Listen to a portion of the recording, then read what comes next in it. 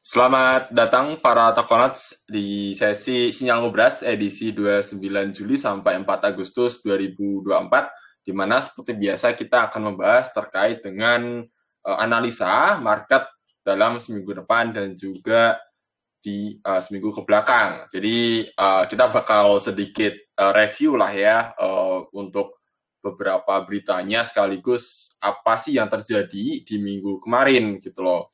Karena di minggu kemarin terutama kita dikagetkan ya lagi-lagi dengan kondisi Bitcoin itu sudah mencapai 69.300 ya di kemarin minggu, dan tentu ini menjadi suatu hal yang cukup uh, apa namanya ekspektasinya sedikit sedikit kaget lah ya aku pribadi nih, karena memang Bitcoin tuh selama sebulan terakhir dia naiknya udah cukup tinggi banget ya, dari 50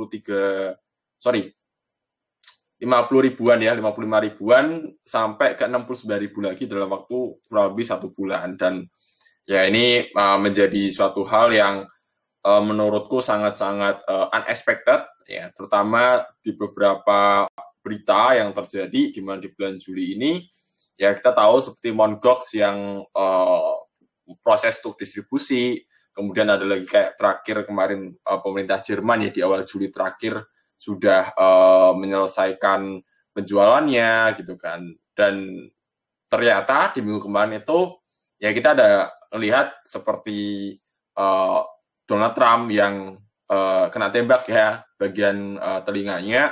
Kemudian dia berbicara di konferensi Bitcoin 2024 di Nashville, di mana ketika dia terpilih nanti itu akan menjadi sebuah angin segar untuk pasar kripto, di mana kemungkinan US akan menggunakan dana reserve-nya untuk membeli Bitcoin, karena dengan alasan ya Bitcoin itu currency yang jujur ya, dalam artian jujur tidak diciptakan oleh suatu entitas ya, pemerintah atau government atau anything. Ya memang ada penciptanya ya, Satoshi Nakamoto, tapi udah hilang nggak tahu kemana.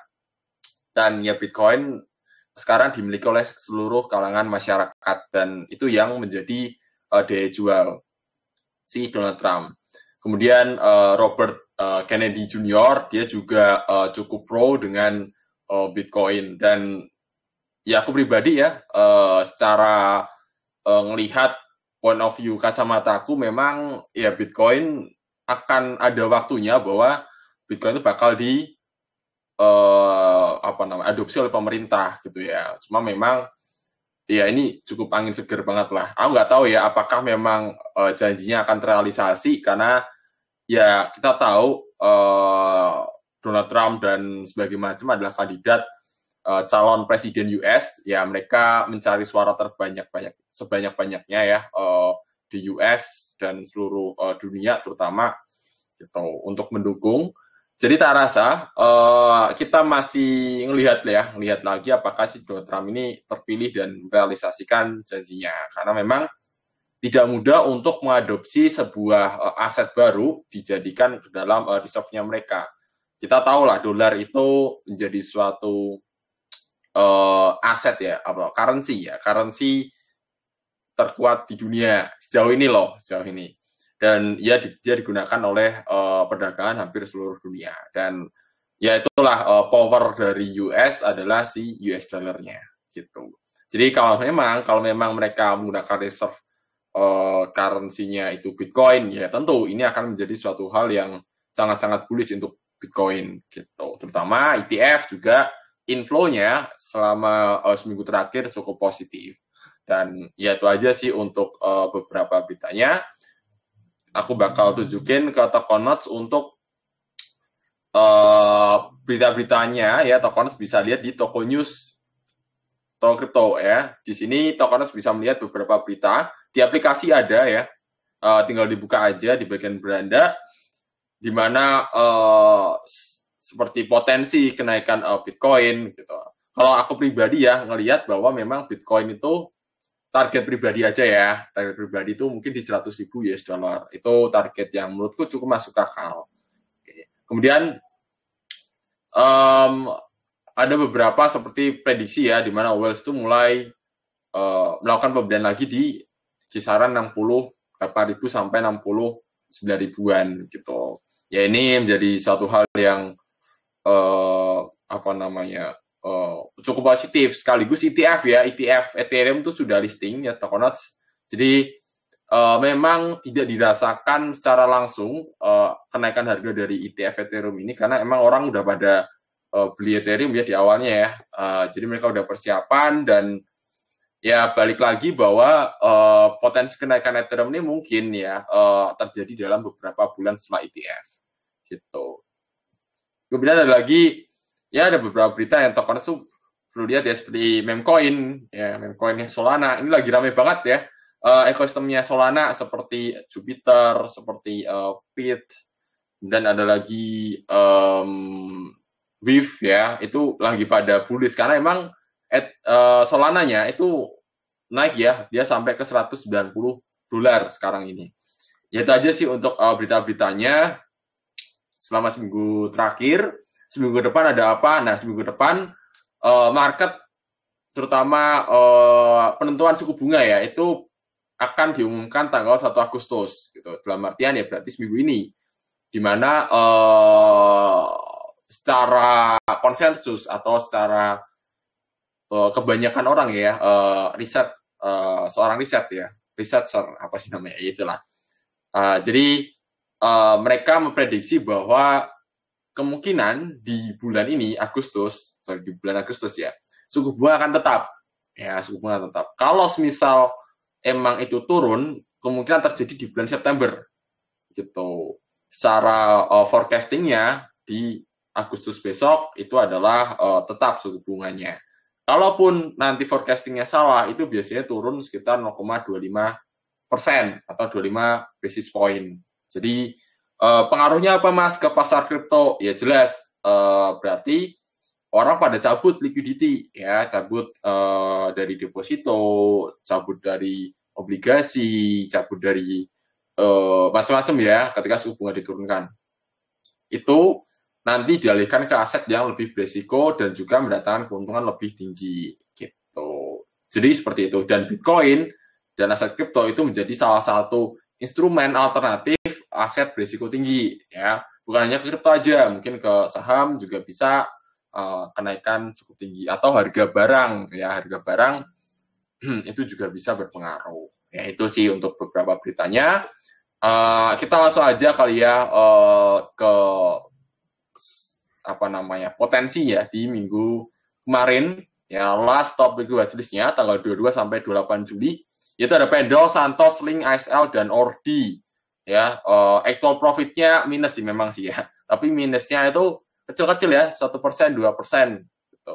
Karena memang di minggu kemarin itu Bitcoin sih, Bitcoin yang jadi juaranya lah ya. Karena memang orang lagi terfokus ke Bitcoin dan altcoin lagi melemah. Gitu. Itu ada Pendol, Santos, Link, ASL, dan Ordi. Nah, kita ke last bet watchlist-nya ya actual loss-nya itu ya kita bisa lihat ya rata-rata 7%, 14%, 8% yang plus cuma GTO sekitar 15%-an ya ada Radium minus 10,62%. Gitu. Nah sekarang ke top BQ watchlist-nya yaitu ada SUI, IPX, AVI, SYS, OM ya ini potensinya menurutku lumayan banget sih di mana potensi profitnya sekitar ya 8%, 11%, 7%-an gitu. Kemudian ada lagi bet weekly watchlist ya yaitu CTK, Lista, INS, YGG dan STMX di mana potensi minusnya lumayan dalam karena memang di minggu ini ya Bitcoin udah naik cukup tinggi teman-teman gitu. Jadi ada potensi sedikit koreksi. Dan ketika terjadi koreksi itu ya kita tahu altcoin berpotensi ikut keseret juga ya. Dan ya apa namanya kita masih wait and see untuk bet weekly watchlist-nya dan juga yang tadi yang bullish weekly watchlist-nya gitu. Jadi itulah analisanya. Kita langsung ke chart-nya. Yang pertama ada SUI. Oke, SUI ini kalau aku lihat ya memang dalam 8 jam terakhir itu memang bullish sih ya. Dia naik mungkin ada sekitar 5% lah dari sini ya. 5%-an. Nah, kalau aku lihat kalau dari sisi teknikal loh ya, ini ada double top di atasnya. Ya, ini double top nih. Ini double top. Kemudian dia membentuk apa namanya? Lower low ya. Lower low, kemudian dia naik dan dia turun. Nah, kalau aku lihat di area ini adalah area supportnya dari SUI. Oke, di area 0,73 sampai 0,75. Jadi paling ya untuk SUI ini bakal koreksi sedikit terlebih dahulu gitu dengan target di 0,8129 gitu. Dimana targetnya adalah retesting untuk dia coba tren naiknya gitu ya. Di sini ada supportnya tapi gagal kan ya, kita ambil di sini aja untuk area resisten dari SUI gitu. Jadi pergerakannya untuk SUI paling di minggu depan ya di antara area 0,73 sampai 0,81. Kita lihat juga dari kondisi Bitcoin. Kemudian ada lagi IPX. Nah, IPX ini juga berpotensi untuk turun sedikit ya, karena memang secara teknikal sebenarnya untuk IPX ini lumayan apa namanya istilahnya. Sebenarnya ini market cap yang agak kecil ya jujur ya untuk IPX, tapi nggak apa-apa pakai nominal kecil aja untuk IPX, di mana secara volume memang cenderung kecil untuk IPX dan di sini ada area supportnya, oke, di 0,000127 sampai di area 0,00123 lah ya di area ini. Ini adalah area di mana IPX itu sedang bergerak, ya. Dan targetnya paling ke 0,0014. Ya, menurutku cukup lumayan sih, cukup make sense. Oke, gitu ya. Ini juga ciri-ciri bullish juga dari sisi apa namanya candlestick-nya ya. Ini ada bullish engulfing sih di sini nih. Gitu. Kita tinggal cari dia bakal turun kemana dulu, paling nggak di area ini tadi yang udah aku sebutkan. Kemudian ada lagi AAV. AAV ini juga sebenarnya tuh mirip-mirip lah ya, dimana akan berpotensi untuk turun terlebih dahulu gitu. Gimana ngelihatnya ya? Kalau aku lihat ya, di sini tuh ada area resisten lainnya, oke. Dan di sini muncul ya pergerakan dari AAV itu sendiri. Oke. AAV itu sendiri. Jadi paling nanti dia akan turun ya, turun paling kayak gini teman-teman. Ya, turun kayak gini paling. Ya paling akan turun gini. Oke, turun kemudian dia berpotensi untuk retest lagi paling di area ini. Nah, ini Tokonots tinggal cari aja ya. Momen untuk Tokonots bisa entry di AAV. Oke. Gitu. Jadi kalau aku lihat sih di minggu ini masih wait and see ya kebanyakan. Kemudian ada SYS. Untuk SYS ini mungkin di hari Senin atau Selasa boleh dipantau gitu ya, boleh dipantau karena secara dia udah breaking up ya, dia udah naik. Menurutku cukup bagus secara candlestick, secara volume juga ya walaupun nggak gede-gede banget ya, cukup konsisten. Jadi tak rasa ya makin naik ya. Aduh. Jadi paling kita akan melihat SYS ini dia akan retest di 0,11 terlebih dahulu ya. Tinggal tuh closingannya di sini aja, Tokonots tinggal cari supportnya. Kemudian ada lagi OM. OM ini ya masih potensi untuk OM ya. Dia paling turun dulu secara candlestick juga menurutku kurang cocok untuk entry di sekarang ini ya. Paling entry-nya di sini nih di area supportnya. Karena di sini tuh kosong, nggak ada supportnya di area OM ini, di harga ini 1,22 sampai 1,1 lah kurang lebih gitu, kosong ya.